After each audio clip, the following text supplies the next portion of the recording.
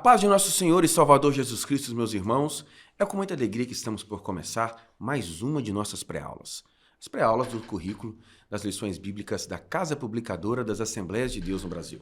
E estamos vendo nesse primeiro trimestre do ano de 2025 o tema Em Defesa da Fé Cristã, combatendo as antigas heresias que se apresentam com nova aparência.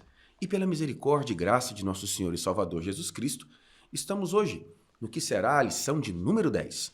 Lição prevista a ser aplicada na manhã de domingo do dia 9 de março de 2025. E o nosso tema será: o pecado corrompeu a natureza humana. Antes de nós adentrarmos em nossos comentários, gostaríamos de pedir que, por gentileza, compartilhe essa aula, curta esse vídeo, se inscreva nos canais da Assembleia de Deus Floresta, pois fazendo assim você estará nos ajudando a compartilhar as palavras de salvação e as boas novas para a vida eterna pelo sacrifício eterno de nosso Senhor e Salvador Jesus Cristo.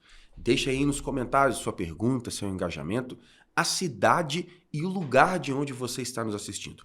Venha conosco, que Deus abençoe sua vida, abençoe sua família, abençoe sua igreja. O pecado corrompeu a natureza humana. Texto áureo: porque todos pecaram e destituídos estão da glória de Deus. Romanos capítulo 3, versículo de número 23.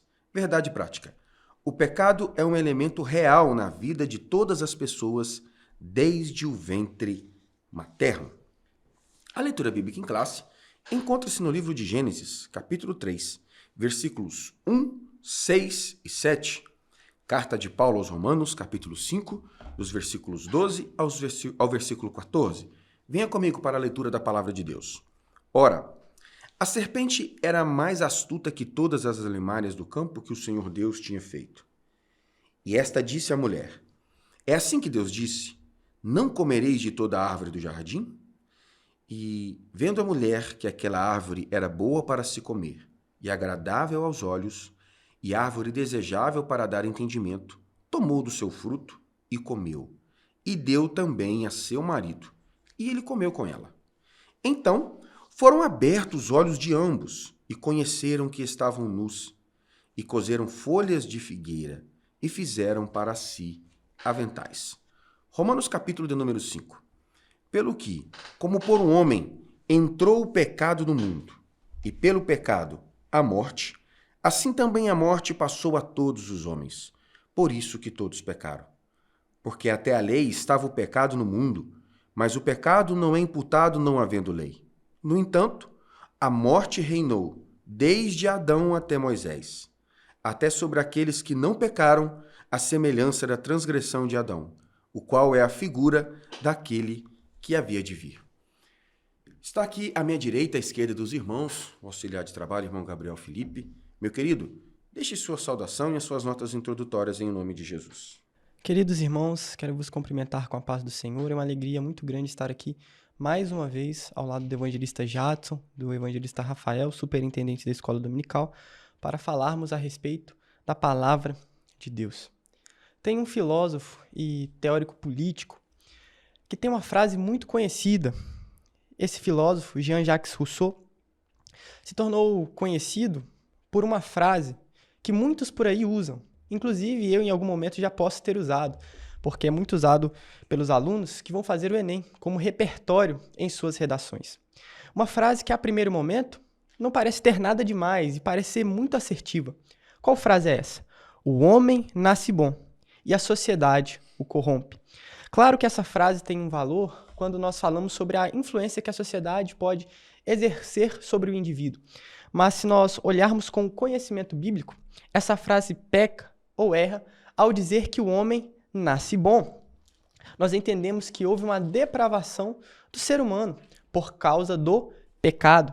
Salmos 14, 2 e 3, que também vai estar escrito em Salmo de número 53, e que depois Paulo vai parafrasear, digamos assim, ou citar em Romanos 3, a partir do 10, diz: o Senhor olhou desde os céus para os filhos dos homens, para ver se havia algum que tivesse entendimento e buscasse a Deus.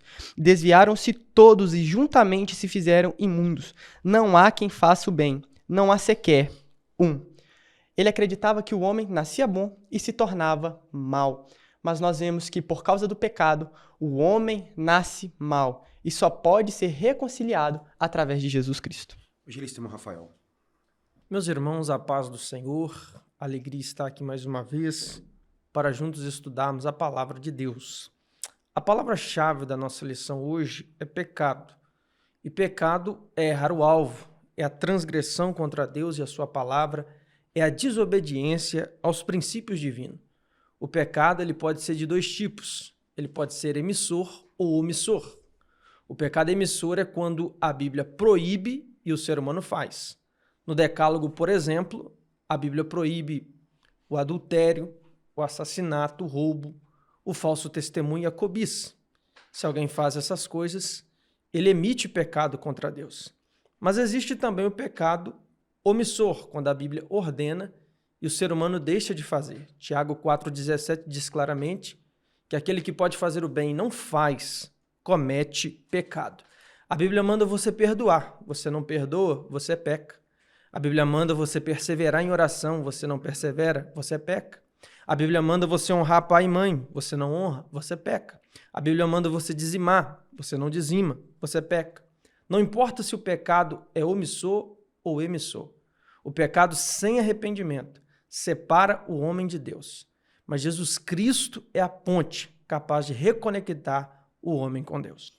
Amados irmãos, veremos nessa lição o conteúdo da disciplina de teologia sistemática chamado harmatiologia. Harmatia, erro, pecado, e logos, que significa estudo. O próprio nome sugere que veremos hoje o estudo bíblico a respeito da doutrina do pecado. Um professor, quando falar a respeito da definição de pecado, comparou o pecado à atividade olímpica de tiro ao ar, tiro ao alvo, com o uso de arco e flecha. Aquele que não acerta a mosca, o centro do alvo, é considerado que pecou, e por isso pecar é errar o alvo. E o propósito da lição de hoje é compreendermos a origem e os efeitos universais da escolha equivocada do primeiro casal. Nós veremos, à luz daquilo que Gênesis capítulo 1, versículo 27, a palavra nos diz: E criou Deus o homem à sua imagem. A imagem de Deus o criou, macho e fêmea os criou. O primeiro casal fora criado de maneira santa e colocados num ambiente completamente santificados. E a opção de desobedecer a Deus, dando à mulher ouvido à serpente e dando ao homem ouvido à mulher que desobedeceu a Deus, nós veremos que as consequências dessa escolha trouxeram resultados para toda a raça humana. A doutrina do federalismo vai dizer que quando Adão peca, ele estava ali representando toda a raça humana. E por consequência, o apóstolo Paulo nos Romanos capítulo 3, versículo 23 dirá: porque todos pecaram e destituídos estão da glória de Deus. Quem pecou? Eva, Adão, eu, você, todos nós. Mas pelo sacrifício de Cristo na cruz do Calvário, pela confissão do poder do que ele fez e do reconhecimento de quem nós somos sem ele, podemos ser alcançados pela graça salvadora, o favor imerecido de Deus. Ponto número 1. A doutrina bíblica do pecado e sua extensão. Auxiliar de trabalho, irmão Gabriel Felipe. Gostaria de fazer uma ilustração nesse primeiro tópico, onde nós falaremos sobre o autor do pecado. Se, vamos numa comparação, se no domingo seguinte, após a queda do homem, tivesse escola dominical, o título da revista poderia ser a mesma que nós estamos estudando, combatendo as antigas heresias que se apresentam com nova aparência. Como assim?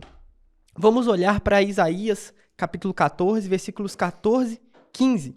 Subirei acima das mais altas nuvens e serei semelhante ao Altíssimo, e contudo, levado serás ao inferno, ao mais profundo do abismo. Nós temos nesse texto aqui, nós interpretamos isso aqui como uma comparação e um direcionamento desse texto ao inimigo. E observe, serei semelhante ao Altíssimo. Por causa disso, ele é expulso do céu. Temos no Éden, em Gênesis 3:5, o seguinte: porque Deus sabe que, no dia em que dele comerdes, se abrirão os vossos olhos e sereis como Deus, sabendo o bem e o mal. Ou seja, a serpente, o inimigo aqui, se utiliza de algo semelhante do que aconteceu com ele próprio.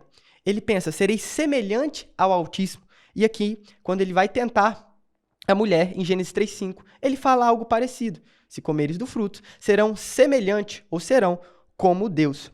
Portanto, a árvore, e eu costumo dizer que a árvore ali no jardim significava a escolha. O homem tinha o direito de escolha entre obedecer a Deus ou desobedecer a Deus, porque Deus não nos criou como robôs, obrigados a seguir uma única coisa ou aquilo dali nos obrigando a fazer aquilo que nós fazemos. Ele deixou o direito de escolha. E o homem escolheu desobedecer, não ouvir a voz de Deus e ouvir a voz do inimigo. Por isso, o homem pecou. E semelhante ao que aconteceu com o inimigo, claro que diferente, mas também ocorreu a queda do homem. Portanto, o homem sem Cristo agora está condenado. Por isso, precisamos em Jesus Cristo ser novamente reconciliados com Deus, porque em Cristo Jesus não há mais condenação. Evangelista irmão Rafael Cavalcante. Meus irmãos, o autor do pecado é o diabo. É bom lembrar que Deus não criou o diabo. O que Deus criou foi o querubim ungido, perfeito em formosura e sabedoria, e este querubim ungido decidiu se tornar diabo. Biblicamente, 3 foram os pecados principais que levaram à queda deste querubim. Primeiro, a soberba. 1 Timóteo 3,6, a Bíblia diz claramente que a soberba é um pecado e a condenação do diabo. Segundo, a inveja. Isaías 14, verso 14, ele disse, subirei acima das mais altas nuvens e serei semelhante ao Altíssimo. Ele invejou, ele cobiçou um lugar e uma posição que não pertencia a ele. E por fim, o pecado da rebelião, Apocalipse 12, quando o dragão, que é o diabo, caiu, a sua cauda levou após si 1/3 das estrelas de Deus, uma referência à 1/3 dos anjos. Efésios 4, 27 tem um conselho para nós. Não deis lugar ao diabo. Se uma pessoa se ensoberbece, abre espaço para inveja, ou rebelia contra a sua autoridade espiritual e eclesiástica, ela literalmente está dando lugar para o diabo. E quem segue o mau exemplo sofrerá a mesma consequência. Apocalipse 20, verso 10, diz que após o milênio, o diabo será lançado no lago de fogo, onde ele fará companhia ao anticristo e o falso profeta que já estão lá, para onde também irão todos aqueles que seguem o mau exemplo do adversário. Amados irmãos, nesse tópico, o comentarista propõe-nos uma tarefa complexa, porque ele traz aqui elementos da hamartiologia, doutrina do pecado, da angelologia, que é a doutrina dos seres espirituais, e ele também traz aqui elementos da soterologia, porque ele vai falar da origem do pecado e toca, por consequência, na doutrina da salvação. Portanto, caro professor, o senhor deverá aqui desenvolver o poder de síntese para poder apresentar aos alunos de maneira clara e simples a proposta que o comentarista aqui está nos dizendo. E ele deixa claro que a origem do pecado está em um momento na eternidade no diabo, que em um estado original não fora criado para ser diabo nem Satanás, como também os anjos não foram criados para serem demônios. Foram seres espirituais criados em santidade para propósitos santos. A palavra de Deus vai nos dizer, em Ezequiel capítulo 28, versículo 13, estavas no Éden, jardim de Deus. Toda pedra preciosa era a tua cobertura, sardônio, topázio, diamante, a turquesa, o ônix, e assim por diante. Veja, meus amados irmãos, que ele está falando de um tempo em que o Satanás ele estava diante de Deus, oficiando o culto santo de adoração ao nome do Senhor. E ele apresenta aqui um lugar que ele chama de lugar de delícias, porque é o significado do Éden, e ele traz aqui elementos que são elementos da terra. Então, nos parece sugerir que o diabo estava diante de Deus e tinha acesso a uma realidade substancial parecida com a nossa. E por escolher, como bem aqui informado pelos colegas professores, ele torna-se Satanás, ele torna-se diabo e traz consigo uma terça parte das estrelas ou dos anjos do céu. A palavra de Deus vai nos dizer, meus queridos irmãos, quando Jesus Cristo denuncia a hipocrisia dos religiosos, ele dirá: vós tendes por pai ao diabo e quereis satisfazer os desejos do vosso pai. Ele foi homicida desde o princípio e não se firmou na verdade, porque não há nele verdade. Quando ele profere mentira, fala do que lhe é próprio, porque é mentiroso e pai da mentira. Então nós vemos que a origem de todo mal está no diabo, que induziu Eva a escolher errado. E por consequência, a má escolha também chega em Adão, que ouve a um mau conselho de sua esposa. Pedro, quando vai falar a respeito da atividade de Satanás de tentar, ele dirá: estejam alertos e vigiem.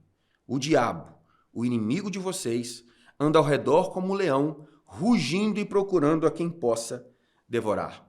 Assim como o diabo tentou o primeiro casal e eles sucumbiram, ele tem logrado êxito em fazer isso até hoje. Mas glória a Deus que nos purifica de todo o pecado pelo sangue vicário de Cristo na cruz do Calvário. Ponto de número 1, ponto 2. Auxiliar de trabalho, irmão Gabriel Felipe. É necessário nós analisarmos as tragédias e as consequências decorridas da queda. Nós falaremos isso melhor nos próximos tópicos também. Mas a esse momento nós temos que parar para refletir na vida que se tinha no Éden antes do pecado e após o pecado. Antes, Adão tinha o privilégio de poder conversar com Deus, ter acesso à presença de Deus. Mas ele escolheu pecar, desobedecer à voz de Deus.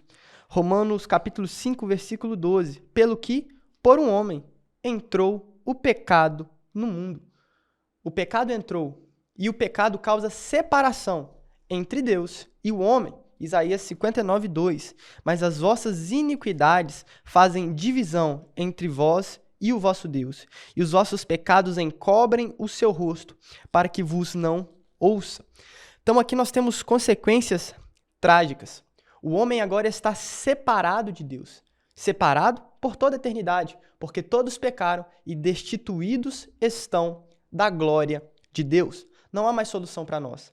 Mas louvado seja o nome do Senhor, porque no mesmo jardim em que ocorre a queda, o Senhor também já anuncia a promessa da redenção. Então nós pecamos e por isso devemos ser condenados. Mas louvado seja o nome do Senhor Jesus Cristo, porque nele está a nossa salvação. Os olhos deles foram abertos, eles viram o pecado. Antes queriam ter comunhão, conversar com Deus. Agora se escondem, porque o pecado nos faz ter vergonha, porque o pecado nos faz nos esconder da presença de Deus. É por isso que muitas das vezes nós nos deparamos na Bíblia Sagrada, quando o Senhor vai manifestar a sua glória a alguém, tantas vezes alguém diz: ai de mim, porque vou perecendo, ai de mim, porque não resistirei ver a glória do Senhor. E de fato, não somos merecedores da glória e da presença dele. Mas louvado seja o nome do Senhor, porque no propósito de Deus, nós até pecamos, mas no propósito dele, há uma redenção para nós. Evangelista Rafael, querido. Neste ponto, irmãos, foram abertos os olhos de ambos. Eu gostaria de frisar Romanos 5,12, que o comentarista coloca no final deste ponto. Por um homem entrou o pecado no mundo e pelo pecado a morte. O pecado foi a porta de entrada para a morte. O pecado é a causa, a morte é a consequência. Desde então, morte e pecado são inseparáveis, andam juntos. Romanos 6,23. O salário do pecado é a morte. Tiago 1, verso 15. O pecado sendo consumado gera morte. 1 Coríntios 15, 56. O aguilhão da morte é o pecado. Ezequiel 18, 20. A alma que pecar, essa morrerá. O pecado é o veneno da serpente que leva a óbito. A palavra morte vem do grego thanatos, que significa separação. E a morte que entrou no mundo por causa do pecado, ela pode ser de 3 tipos. Primeiro, morte espiritual. É a separação ainda nesta vida entre o homem e Deus por causa do pecado. Isaías 59, verso 2. As vossas iniquidades fazem divisão, separação entre vós e o vosso Deus. Em segundo lugar, nós temos a morte física. Essa está em Tiago 2,26. Corresponde à separação entre o corpo e o espírito. Da morte espiritual há retorno quando há arrependimento. Da morte física também pode haver retorno quando ocorre o milagre da ressurreição. Mas em terceiro lugar existe também a morte eterna, também chamada no Apocalipse de segunda morte. Apocalipse 21, verso 8 diz: os que sofrerão esse tipo de morte. A morte eterna é a separação definitiva e permanente entre a criatura e o Criador. E dessa não há retorno. Cabe ao ser humano decidir em vida onde ele quer passar a eternidade. Amados irmãos, eu recebi pessoalmente uma correção de uma professora de língua portuguesa em nossos comentários. Eu uso aqui muita expressão "a Bíblia nos dirá", e ela nos disse que o ideal é dizer que a Bíblia nos diz. Então vamos lá. A Bíblia nos diz em Gênesis, capítulo de número 2, versículos 16 e 17. E ordenou o Senhor Deus ao homem, dizendo: de toda a árvore do jardim comerás, livremente, mas da árvore da ciência do bem e do mal, dela não comerás, porque no dia em que dela comeres, certamente morrerás. Precisamos partir do pressuposto que o pentecostalismo clássico é, por si também, dispensacionalista.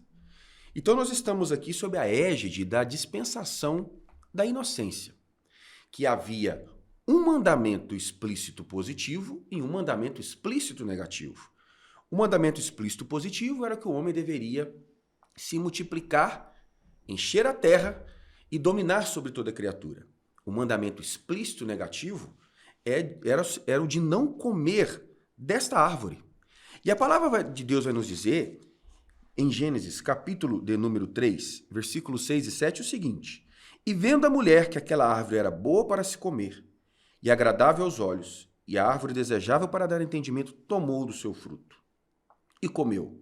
E deu também ao seu marido, e ele comeu com ela. Ou seja, eles romperam com suas escolhas o mandamento proibitivo de não participarem, de não comerem deste fruto, popularmente chamado de o fruto proibido.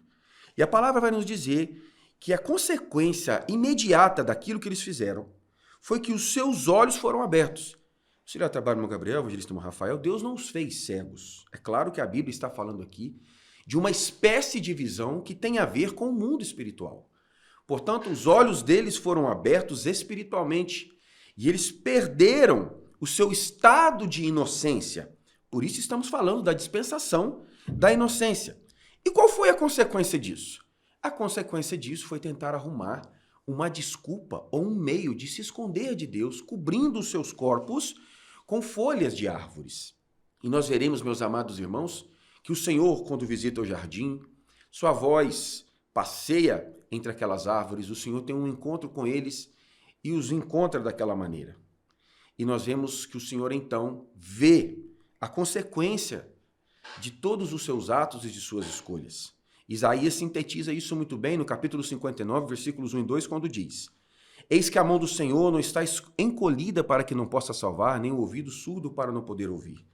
Mas são as vossas iniquidades que fazem divisão, morte, entre vós e o vosso Deus, e os vossos pecados encobrem o seu rosto de vós, para que não ouça. Meus amados irmãos, uma vida de contundência, de insistência no pecado, é uma vida que nos coloca numa condição atual de separação da comunhão com Deus, e uma vida que pode nos levar a vivermos uma eternidade separados dele. Que o sangue de Jesus nos cubra e nos proteja de optarmos a viver uma vida de pecado longe da presença do Eterno. Ponto número 3. A consequência da queda do Éden. Muitas são as consequências do pecado, e em muitas esferas. Vamos falar agora da depravação que o pecado causou no homem e em todos os homens. Romanos 1, 18. Porque do céu se manifesta a ira de Deus sobre toda impiedade e injustiça dos homens que detêm a verdade em injustiça. Note para a epígrafe desse texto, a idolatria e depravação dos gentios. O apóstolo Paulo aqui vai falar sobre o pecado, sobre a iniquidade, sobre a depravação dos gentios. até dizer no versículo 20, porque as suas coisas invisíveis, desde a criação do mundo, tanto o seu eterno poder como a sua divindade, se entendem e claramente se veem pelas coisas que estão criadas, para que eles fiquem inexcusáveis. Isso aqui significa indesculpáveis. Ou seja, ele está dizendo que o homem está corrompido, peca, age como se não houvesse Deus. Mas ele não faz isso na sua inocência, porque o que de Deus pode se manifestar, claramente pode se ver. Então eles são indesculpáveis. E aqui ele fala dos gentios. E ele vai dizer aqui, a partir do versículo 28, 29, uma lista de pecados, de tipos de pecados. Isso falando dos gentios. Mas no capítulo 2, ele inicia com portanto. Ele usa aqui uma continuidade com o capítulo 1 e vai dizer: é inexcusável quando julgas, ó homem, quer que sejas, porque te condenas a ti mesmo naquilo em que julgas a outro, pois tu que julgas fazes o mesmo. Ele vai começar a falar do judeu agora, mas ele ainda vai usar a expressão inexcusável, indesculpável. Não importa quem seja o homem ou quem seja a pessoa, todos foram corrompidos pelo pecado. Mas nós glorificamos o nome do Senhor Jesus, porque em Jesus Cristo não há judeu, não há grego, não importa quem seja, em Jesus Cristo, se entregarmos a nossa vida para Ele ser nosso Senhor e Salvador, nós podemos ser redimidos de todo pecado. Belíssimo, Rafael. Meus irmãos, como Adão, ele era o cabeça federal da raça humana, quando ele caiu, toda a humanidade caiu com ele. Adão passou a gerar descendentes conforme a sua imagem e semelhança, herdeiros por meio do nascimento físico, do seu pecado na carne. O salmista disse no Salmo 51, verso 5, eis que em iniquidade fui formado, e em pecado me concebeu a minha mãe. Embora uma criança seja inocente do pecado na sua consciência, ela já nasce com a natureza pecaminosa. Ela já nasce com a tendência, com a inclinação natural ao pecado. Neste caso, a solução só é uma. Jesus disse em João 3, verso 3, que é necessário ao homem nascer de novo, se ele quiser ver o reino de Deus. Entenda, o primeiro nascimento é da carne, do ventre materno, para você viver aqui na terra. Mas o último nascimento é do Espírito, é de Deus, para você poder morar no céu. E um detalhe importante é que o primeiro nascimento, ele é involuntário. Ninguém pede para nascer, ninguém escolhe nascer. Mas quando você nasceu, o seu nome foi registrado em cartório. Agora, o segundo nascimento, esse é uma escolha, é uma decisão da vontade. E quando você nasce de novo, teu nome é registrado no livro da vida. Amados, eu gostaria de propor aos irmãos trabalharem o texto de Romanos 5,12, que nos diz: pelo que, como por um homem entrou o pecado no mundo, e pelo pecado a morte, assim também a morte passou a todos os homens, por isso que todos pecaram. Eu sugiro aos irmãos que espelhem esse texto exegeticamente a partir de Romanos 3, 26, 23 a 26. Porque todos pecaram e destituídos estão da glória de Deus. Sugiro ao senhor, professor, professora, que pergunte aos alunos: quem pecou? Porque parece-nos que alguém pode explorar essa aparente brecha ou contradição em dizer que nós pagamos as consequências das más escolhas de Eva e Adão. Todavia, a constatação primária do apóstolo Paulo, após discorrer do estado de depravação total em Romanos 1 e 2, constatando como o paganismo levou aquela comunidade a viver uma vida de promiscuidade sexual, no capítulo 3, versículo 23, o apóstolo Paulo traz o diagnóstico espiritual da raça humana, dizendo que todos pecaram. Todos quem? Adão, Eva, eu, você. Quem pecou? Aqueles que estavam vivos durante o ministério de Jesus, aqueles que já haviam morrido antes do ministério de Jesus, aqueles que haveriam de nascer e morrer depois do sacrifício vicário da cruz do Calvário. Portanto, todos pecaram. Todavia, quando a palavra de Deus nos diz, em Romanos capítulo 5, versículo 12, que como por um homem entrou um pecado no mundo, o recurso exegético ali, ele tem natureza política, porque ele está falando de uma espécie de representatividade.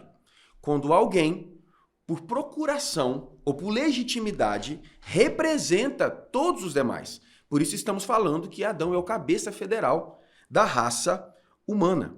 E Paulo vai dizer que assim como Adão é o cabeça federal da raça humana, para condená-la, Cristo, o Verbo, o Logos divino encarnado, é o cabeça da igreja, que justifica de todos os seus pecados, purificando-a com seu sangue, dando a ela autoridade e legitimidade para conhecer o céu do lado de dentro. Então, caro professor, irmã professora, trabalhe com os alunos o texto de Romanos capítulo 3, versículos 23 a 26 e o texto de Romanos capítulo 5, versículo número 12.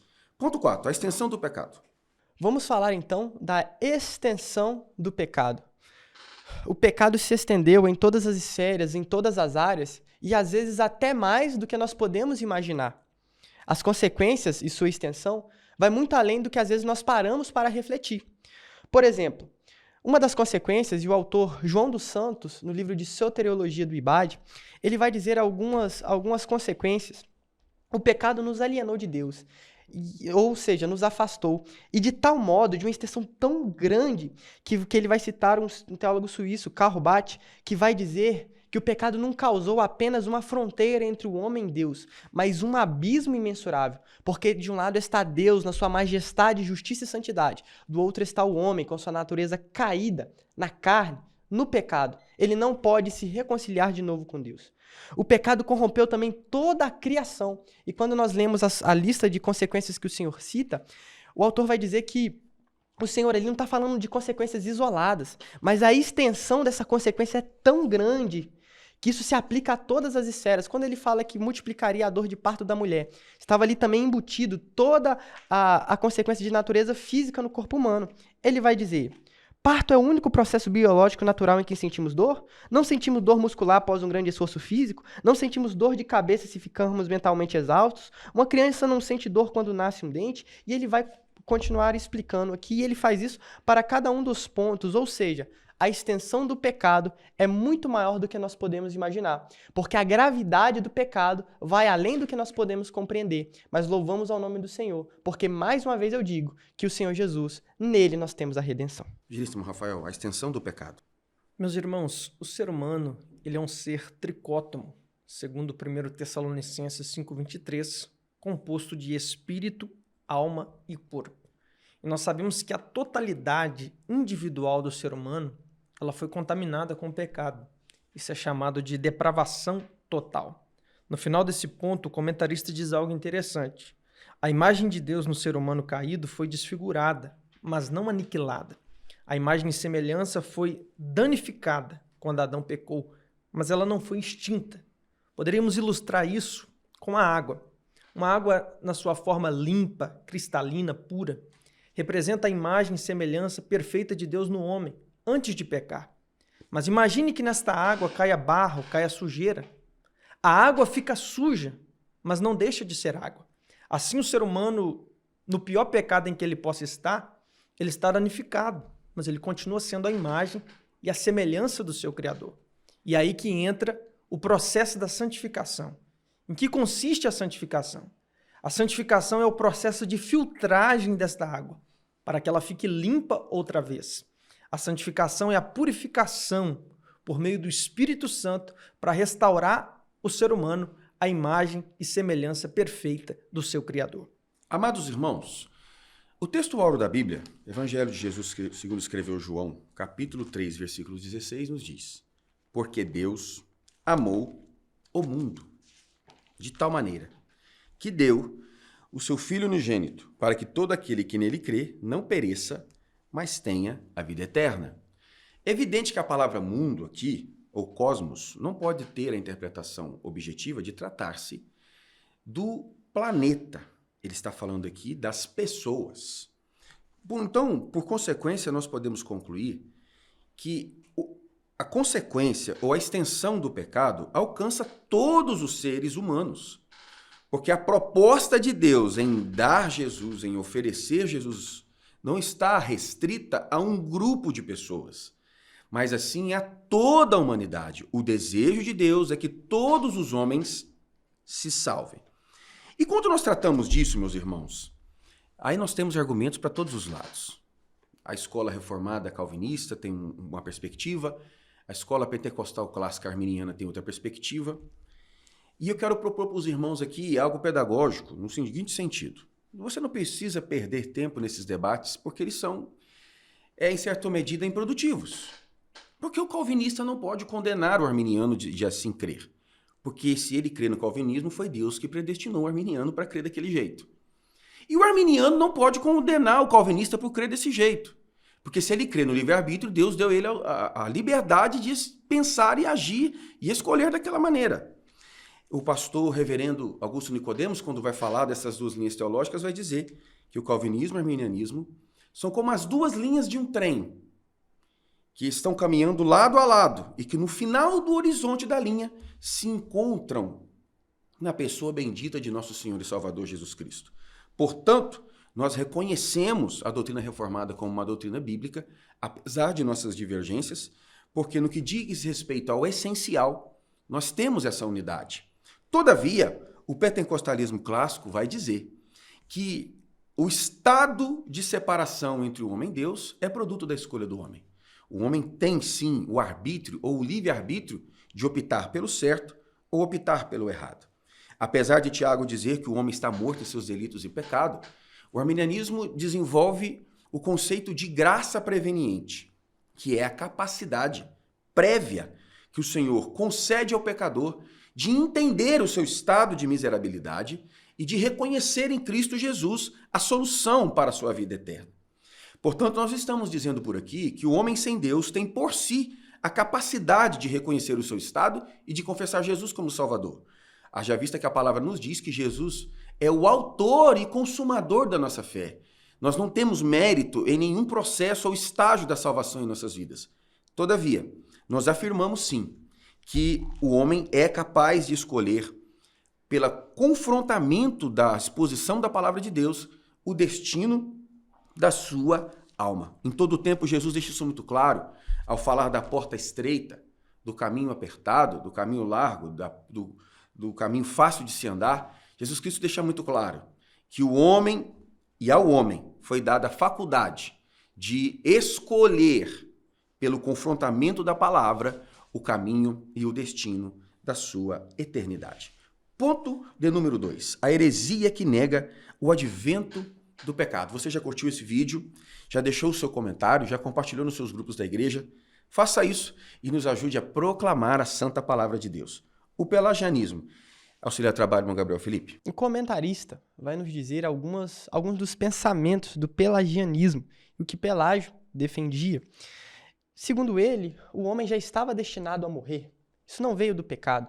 Diz ele que o pecado não corrompeu a natureza humana, que Deus cria a alma no momento da criação e, portanto, ela não pode ser maculada pelo pecado. Ele ainda vai negar a graça de Deus, ao passo que Adão foi um mau exemplo e Jesus apenas um bom exemplo. Mas nós olhamos para a Bíblia Sagrada e nós temos respostas muito claras para isso e vemos que isso é uma mentira. Por quê? Já lido muitas vezes Romanos 5,12, pelo que por um homem entrou o pecado no mundo, e pelo pecado a morte, assim também a morte passou a todos os homens. Por isso que todos pecaram, dizendo aqui que a morte é uma consequência do pecado. Será que a natureza do homem não é depravada? Ou é boa, nasce boa? Nós temos alguns textos bíblicos em Jeremias 12:23. Será que o etíope pode mudar a sua pele? Ou o leopardo as suas pintas? Assim também vocês são incapazes de fazer o bem. Vocês que estão acostumados a praticar o mal. Jeremias 17:9. O coração é mais enganoso que qualquer outra coisa e sua doença é incurável. Quem é capaz de compreendê-lo? Salmo 51:5. Sei que sou pecador desde que nasci. Sim, desde que me concebeu minha mãe. Salmos 14:2 e 3 também já mencionei. O Senhor olha dos céus para os filhos dos homens, para ver se há alguém que tenha entendimento, alguém que busca a Deus. Todos se desviaram, igualmente se corromperam. Não há ninguém que faça o bem, não há nenhum sequer. Nós vemos a queda do homem em Gênesis capítulo 3. No capítulo 4 de Gênesis a gente já encontra um homicídio. No capítulo 6 nós já vemos a corrupção geral do ser humano. Ou seja, o pecado corrompeu todos os homens. Houve uma depravação do homem e só podemos ser resgatados em Jesus Cristo, que não é só um bom exemplo. Ele é nosso Salvador e Senhor. Evangelista Rafael. O pelagianismo, ele nega que nós herdamos a natureza pecaminosa de Adão. Biblicamente falando, o ser humano ele nasce com crédito de salvação incondicional até que a inocência é rompida pela consciência. Simplificando, é dizer que uma criança ela nasce com a garantia da salvação incondicional enquanto ela ainda é inocente do seu pecado. Isso porque Jesus disse em Mateus 19,14 que das crianças, dos pequeninos, é o reino dos céus. O despertamento da consciência em uma criança pode variar de uma criança para outra. Mas Deus, que é onisciente, ele sabe o momento exato em que a consciência se desperta. A prova incontestável da herança pecaminosa de Adão é a morte para todos. A morte que vem independente da idade, do gênero, da classe social, do nível de escolaridade. Eu gosto muito da tradução ARA, Almeida Revista e Atualizada, de Romanos 5,12. Vai dizer que a morte passou a todos os homens, porque todos pecaram. A única exceção é Cristo. Cristo não morreu porque pecou, mas Cristo morreu pelos nossos pecados. 1 Pedro 2,24 diz que ele levou em seu corpo, sobre o madeiro, os nossos pecados. Os nossos pecados morreram com ele, para que não vivamos mais para o pecado, mas para que vivamos para Deus. Amados irmãos, o irmão Pelágio não vigiou nessa área realmente. Ao constatar e criar o conceito de que o homem nasce sem os efeitos daquilo que convencionou ser chamado de pecado original, ele está aderindo à filosofia pagã grega, que era, em muitos aspectos, antimaterialista, e ele está abandonando o que a palavra de Deus nos diz. Porque o salmista Davi, um homem que, pelo beneplácito da graça de Deus, teve o privilégio de ser chamado pelo Eterno de um homem segundo o seu coração, disse no verso 5 do Salmo de número 51, eis que em iniquidade fui formado, e em pecado me concebeu a minha mãe. Evidente que existem discussões históricas a respeito da afirmação do monarca, todavia, Davi está falando de um diagnóstico espiritual da sua existência. E Paulo também diz algo parecido aos Romanos capítulo 5, versículo 18, quando diz, porque bem sabemos que a lei é espiritual. Eu, todavia, sou carnal, vendido à escravidão do pecado, porque nem mesmo compreendo o meu próprio modo de agir, pois não faço o que prefiro, e sim o que detesto. Paulo está trazendo o diagnóstico de sua vida pregressa antes do encontro com Cristo no caminho de Damasco, e Paulo também está falando de nós outros. As várias faces do nosso eu demonstram que nós não temos por si a capacidade de escolhermos o bem. Quando o Senhor decide destruir a terra no dilúvio, a Trindade diagnóstica traz o diagnóstico tão triste. Vejo que o homem é mau desde a sua meninice. Até mesmo a psicologia já superou o entendimento de que criança não mente. Infelizmente, as crianças também mentem. E aqui nós não estamos propondo uma discussão se criança peca ou deixa de pecar. O que nós estamos propondo é pensarmos a respeito de que, de fato, a depravação da humanidade ela é total, encontrando-se em todos os seres humanos, com exceção de um, o Jesus de Nazaré. Carta aos Hebreus, capítulo 4, versículo 15, a Bíblia Sagrada vai nos dizer que em tudo ele foi tentado, mas sem pecado sucumbiu ao nosso favor para a glória de Deus Pai. Portanto, meus amados irmãos, nós não temos só evidências, nós temos constatações bíblicas de que Pelágio estava errado. O fim do pelagianismo é o universalismo. Todas as pessoas que aderem aos conceitos de Pelágio desaguam, infelizmente, no entendimento de que o Senhor irá salvar a todos. Porque, a depender do rigor de Deus, segundo essa nefasta doutrina, ele não salvaria ninguém. Portanto, que nós venhamos reconhecer o nosso estado de dependência da graça de Deus. Porque Paulo, quando fala de nossa salvação, ele não diz que nós seremos ou que nós fomos salvos pela graça. Paulo diz que nós estamos salvos pela graça. A graça de Deus e os seus efeitos têm resultados práticos, permanentes e empíricos ainda nesse momento. Que Deus possa nos abençoar em nome de Jesus. A morte de Jesus em favor dos pecadores. Quero exemplificar algumas questões sobre a morte de Jesus Cristo usando números 19, 20 e 21. Ao me deparar com esses textos na minha leitura diária, pude ver aqui algumas coisas muito interessantes. No capítulo 19, vai falar sobre a água da separação. Como o sacrifício, como as cinzas do sacrifício eram misturadas com a água, segundo toda a liturgia aqui que o Senhor passou, para ter a água que limpasse, purificasse os sacerdotes. E aí, Hebreus 9:13, o apóstolo Paulo vai se usar dessa comparação para dizer: porque se o sangue dos touros e bodes e a cinza de uma novilha, esparzida sobre os imundos, os santificam quanto à purificação da carne, quanto mais o sangue de Cristo, que pelo Espírito Eterno se ofereceu a si mesmo imaculado a Deus, purificará a vossa consciência das obras mortas para servir ao Deus vivo. Ou seja, nós temos aqui algo que nós podemos apontar para Cristo, a eficácia do sacrifício de Cristo. Em Números capítulo 20, o Senhor aqui é representado pela rocha, e é Ele que mata a nossa sede, é Ele que nos dá a vida. É nele que nós temos vida. Sem ele, nós não temos. Em Números capítulo 21, nós temos uma passagem interessante sobre as serpentes. O povo peca, murmura, o Senhor manda serpentes que picam o povo. Obviamente, alguns começaram a morrer e o povo estava aqui passando pelo processo da morte, ao levar as picadas daquelas serpentes. Mas o Senhor manda fazer uma serpente e elevar no centro do arraial para que todos que olhassem para aquela serpente de bronze fossem curados e livrados do mal. Nós também, por causa do nosso pecado, nós sofremos e sofreríamos as consequências eternas do pecado. Mas assim como a serpente foi levantada, uma serpente de bronze, o povo estava sendo picado por uma serpente e foi levantado o quê? Uma serpente de bronze. Qual que é a semelhança? Por que o povo está sendo picado por uma serpente e morre e o Senhor manda levantar uma serpente de bronze?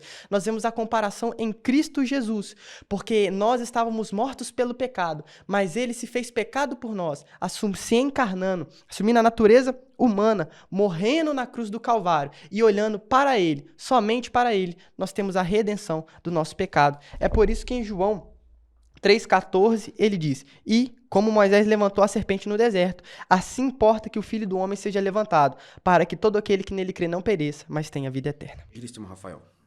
Meus irmãos, 1 Coríntios 1,18 vai nos dizer que a palavra da cruz é loucura para os que perecem, mas para nós que somos salvos é o poder de Deus. Aqui eu gostaria de fazer um contraste entre Jesus e Sansão.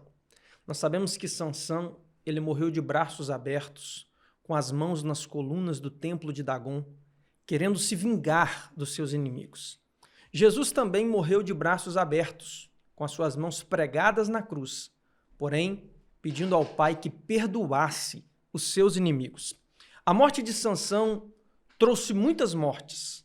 A morte de Cristo trouxe plena vida, muita vida, vida com abundância. De modo que João 5,24 vai nos dizer que quem crê em Jesus e nas suas palavras tem a vida eterna e não entrará em condenação, mas passou da morte para a vida.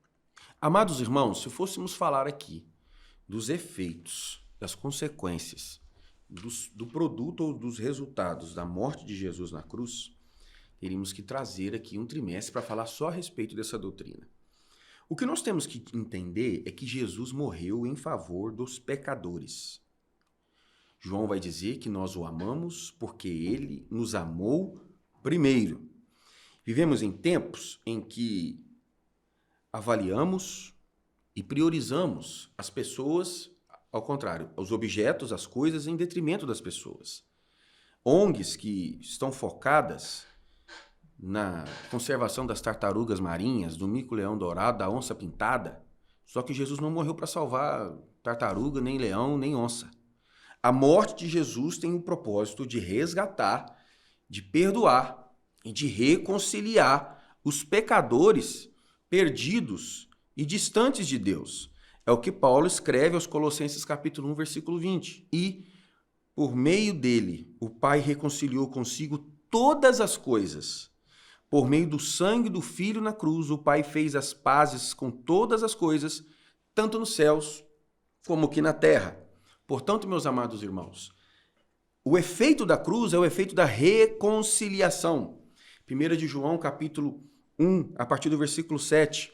Se, porém, andarmos na luz, como ele na luz está, temos comunhão uns com os outros, e o sangue de Jesus, o seu Filho, nos purifica de todo o pecado. É a sua morte, o seu sacrifício substitutivo, que nos dá o direito e a garantia de vivermos eternamente junto com o Pai. Ponto de número 3, já caminhamos para encerrar nossa lição. O perigo dessa heresia para a vida do crente e da igreja. Toda heresia e toda doutrina que não é bíblica, ela prejudica e muito a igreja, o seio da igreja. Nós falamos que algumas são até heresias de perdição, impactando diretamente na salvação daquele que acredita e a pratica. Mas nós temos por tema desse trimestre, 1 Pedro 3,15, antes santificai a Cristo como Senhor em vosso coração, e estais sempre preparados para responder com mansidão e temor a qualquer que vos pedir a razão da esperança que há em vós. Nós precisamos estar atentos à palavra do Senhor, colocando o nosso coração na busca pela verdade bíblica. Nós aqui apresentamos vários pontos a respeito da defesa cristã perante o pelagianismo, a defesa da verdadeiro evangelho diante do pelagianismo. E nós precisamos fazer como o salmista, guardar a palavra no coração para não pecar contra Deus e ainda estar preparados para defender a nossa fé. Então não se iluda com doutrinas que facilitam a vida do homem, ou que diz que nós somos bons, que nós temos, que nós podemos. Nós não podemos, nós não somos bons. Mas em Cristo Jesus nós podemos ter a nossa redenção. Olhando para o Senhor, o homem no jardim escolheu o pecado, mas que hoje nós possamos escolher a Cristo, porque se estamos nele, nossos pecados são redimidos. Então, estai preparado para se defender e defender a fé. Evangelista Rafael. Meus irmãos, neste ponto, pensamentos pelagianistas em nossos dias, eu gostaria de dizer que nós não cremos que Jesus tenha morrido apenas por um grupo seleto de eleitos, como se a expiação de Cristo fosse limitada. Não é isso que a palavra de Deus ensina. 1 João 2,2 diz que Cristo é a propiciação pelos nossos pecados, e não somente pelos nossos, mas de todo o mundo.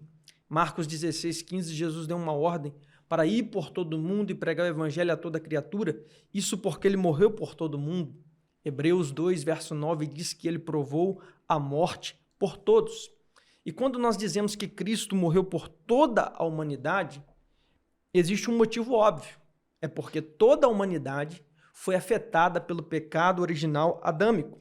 Todavia, não devemos culpar somente Adão, porque Romanos 5,12 vai nos dizer que cada um de nós dará conta de si mesmo a Deus. Somos também responsáveis pelas nossas decisões e escolhas de cada dia, tendo em vista que temos o livre-arbítrio. Decisões estas e escolhas pelas quais um dia daremos conta a Deus, porque em Eclesiastes 12,14 está escrito que ele há de trazer juízo a toda obra, até aquilo que está oculto, quer seja bom, quer seja mal. No deserto da Judéia, o profeta João, chamado de Batista, lançava ao rosto dos candidatos ao batismo seus pecados e os desafiava, os confrontando, chamando-os de raça de víboras. Só que hoje encontramos uma proposta evangelística muito diferente dessa metodologia apontada por João. E também seguida por Jesus, porque foi Jesus quem disse: se o teu braço, se os teus olhos te escandalizem, arranque-os, jogue fora. É claro que Jesus não está falando de automutilação. Jesus está falando que nós devemos comprometer a nossa existência, a nossa estética, a nossa vida ao máximo para não pecar contra Deus. E hoje nós encontramos os anestesistas de Jesus numa sala de cirurgia. Para além do médico especialista no procedimento cirúrgico, nós temos um anestesista, que nada mais faz, e aqui não estou diminuindo o trabalho desse profissional, mas ele nada mais faz do que deixar o indivíduo em um estado em que ele não sente dor, que ele não senta nada do procedimento cirúrgico. Todavia, se não for feita a cirurgia, somente a atuação do anestesista não resolve nada.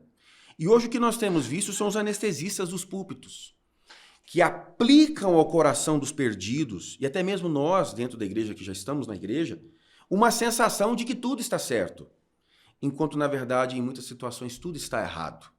Portanto, meus amados irmãos, o pensamento pelagianista tem como consequência prática não confrontar o pecado, pois, afinal de contas, o seu resultado é que o pecado sequer exista. Todavia, o apóstolo Paulo, quando vai falar de si, em 1 Timóteo capítulo 1, versículo 15, ele dirá: esta é uma palavra fiel e digna em toda aceitação, que Cristo Jesus veio ao mundo para salvar os pecadores, dos quais eu sou o principal. Paulo está dizendo que a morte de Jesus é para salvar gente que não presta.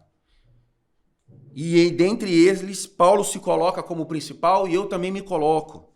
Porque o que me diferencia, do ponto de vista da análise divina, de um indivíduo que está sem Deus, vivendo às margens da sociedade, é o sangue de Jesus sobre a minha vida.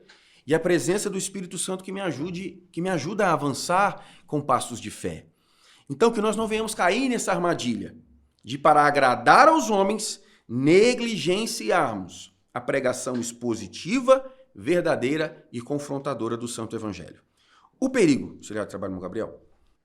O comentarista diz: o analfabetismo bíblico é o drama do século que tem levado essas pessoas para o erro doutrinário. A falta da observação da palavra de Deus, da leitura da palavra de Deus, do devocional com o Senhor, é um erro que tem feito com que muitos se desviem ou acabem acreditando em doutrinas contrárias à palavra de Deus. O próprio Jesus disse em Mateus 22, 29, Jesus, porém, respondendo, disse-lhes: errais, não conhecendo as Escrituras, nem o poder de Deus. Jesus também vai dizer em João 5,39, examinai as Escrituras, porque vós cuidais ter nela a vida eterna, e são elas que de mim testificam. Então, meu irmão, não quer cair em heresias, não quer cair em falsas doutrinas, examine a palavra.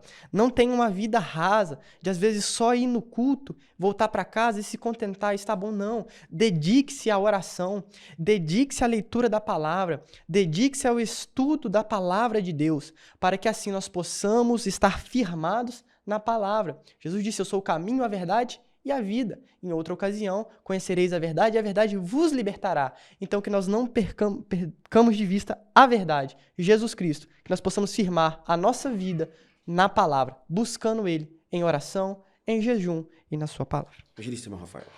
Meus irmãos, Mateus 22 e 29, Jesus vai dizer aos saduceus: errais por não conhecer a Escritura e o poder de Deus. Erros são cometidos pela falta de experiência com Deus e pela falta de conhecimento da sua palavra. Oséias 4,6 tem uma advertência divina: o meu povo foi destruído porque lhe faltou conhecimento. A ignorância espiritual pode destruir o povo de Deus. Por isso o conselho de Oséias 6,3 é válido: conheçamos e prossigamos em conhecer o Senhor. Meus irmãos, o cristão ele não pode permanecer no beabá da fé para sempre. Ele precisa amolar o machado, ele precisa afiar a espada, ele precisa crescer no conhecimento da palavra, para que não seja levado por ventos de doutrina, para que tenha um radar eficiente contra aquilo que Pedro, na sua segunda carta, capítulo 2, verso 1, chama de heresia de perdição, uma linha de pensamento que fere tão profundamente a sã doutrina, que vai comprometer a salvação. Então, que possamos buscar crescer no conhecimento, para que possamos estar preparados contra as heresias. Amados, meus amados e queridos irmãos, Efésios capítulo 4, versículo 14 e 15. O propósito é que não sejamos mais como crianças, levados de um lado para o outro pelas ondas, nem jogados para cá e para lá por todo o vento de doutrina e pela astúcia e esperteza de homens que induzem ao erro. Antes, seguindo a verdade em amor, cresçamos em tudo naquele que é a cabeça, Cristo Jesus. Que nós não venhamos ser como Geazi, o moço de Eliseu, que apesar de idade avançada, era chamado ainda de moço, porque a sua maturidade, assim, indicava o seu estado emocional. O que temos visto ultimamente são crentes até assembleianos, aqui eu vou falar para dentro, indo para outras dominações e recebendo até o segundo batismo. E a gente às vezes até se pergunta onde nós eventualmente temos errado. E é claro que podemos melhorar em muitos aspectos das nossas igrejas na perspectiva local. Agora, o indivíduo ir para outra igreja se batizar, eu acredito que é uma manifestação clara de injustiça com a nossa denominação e com a nossa tão consolidada doutrina de uma igreja centenária. Então, meu amado e meu irmão, não seja um emocionado. Leia a Bíblia, confira texto por texto, busque orientação do Espírito Santo de Deus e entenda que o que nos orienta, o que é a nossa base, é a Escritura Sagrada. E eu não estou falando só de pelagianismo, não. Aqui são os pontos de contato do neopentecostalismo. Tem crente assembleiano comprando azeite que diz que vem de Israel, colocando imagem de escultura debaixo de travesseiro para conseguir dormir melhor, ungindo pneu de carro, ungindo cerca, porteira de sítio. Essas não são as nossas práticas, meus irmãos. Esse sincretismo religioso que toma conta do neopentecostalismo, nós respeitamos nossos irmãos, oramos por eles, mas a nossa prática, ela está advinda de uma ortodoxia bíblica, teológica e doutrinária. Suas palavras de conclusão. Queridos irmãos, não quero me delongar aqui, apenas deixar um texto, crendo na eficácia da palavra de Deus. Texto que nós já lemos, texto do texto áureo. Porque todos pecaram e destituídos estão da glória de Deus, sendo justificados gratuitamente pela sua graça, pela redenção que há em Cristo Jesus, a qual Deus propôs para propiciação pela fé no seu sangue, para demonstrar a sua justiça da remissão dos pecados dantes cometido sob a paciência de Deus, para demonstração da sua justiça nesse tempo presente, para que ele seja justo e justificador daquele que tem fé em Jesus. Deus te abençoe. Amém. Evangelista Rafael. Meus irmãos, logo na queda, Deus fez a primeira promessa redentiva, Gênesis 3,15, dizendo que da semente da mulher viria um para ferir ou esmagar a cabeça da serpente. Meus irmãos, o antídoto para o veneno da serpente é o sangue de Jesus. 1 João capítulo 1, verso 7. Se andarmos na luz como ele na luz está, temos comunhão uns com os outros e o sangue de Jesus nos purifica de todo pecado. Glória a Jesus. As consequências nefastas do pecado alcançou toda a raça humana. Mas Efésios capítulo 2, versículo 8 nos diz: porque pela graça sois salvos por meio da fé, e isso não vem de vós, é dom de Deus. Que você possa receber esse presente maravilhoso, que é ter vida nova na pessoa bendita de nosso Senhor e Salvador Jesus Cristo. Muito obrigado por sua audiência. Que Deus abençoe sua casa, sua família, sua igreja, em nome de Jesus. Amém.